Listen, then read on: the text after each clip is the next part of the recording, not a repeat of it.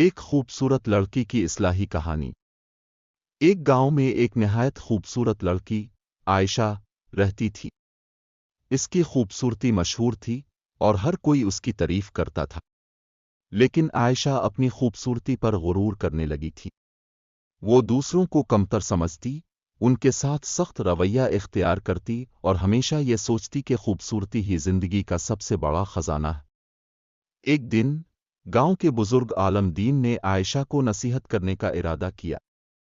وہ اس سے ملے اور نہایت نرمی سے پوچھا، بیٹی، کیا تمہیں معلوم ہے کہ خوبصورتی ہمیشہ باقی نہیں رہتی؟ عائشہ نے غرور سے جواب دیا، مجھے یقین ہے کہ میری خوبصورتی مجھے ہمیشہ عزت اور محبت دلائے گی۔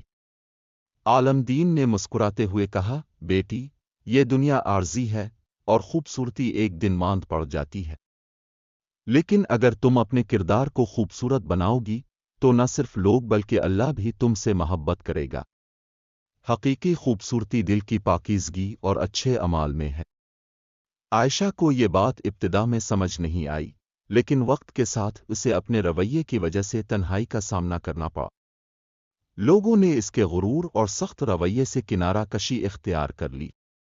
وہ اس بات کو سمجھنے لگی کہ ظاہری خوبصورتی عارضی ہے، لیکن اچھے اخلاق ہمیشہ یاد رکھے جاتے ہیں۔ ایک دن وہ دوبارہ اسی عالم دین کے پاس گئی اور کہا، اب ٹھیک کہتے تھے، میں نے اپنی ظاہری خوبصورتی پر فخر کیا اور اپنے کردار کو نظر انداز کر دیا، لیکن اب میں بدلنا چاہتی ہوں۔ عالم دین نے اسے تسلی دی اور کہا، اللہ تعالیٰ ہر اس بندے کو پسند کرتا ہے جو اپنے گناہوں پر نادم ہو اور اصلاح کی نیت کرے۔ آج سے دوسروں کے ساتھ نرمی سے پیش آؤ، ان کی مدد کرو اور دل کی خوبصورتی پیدا کرو۔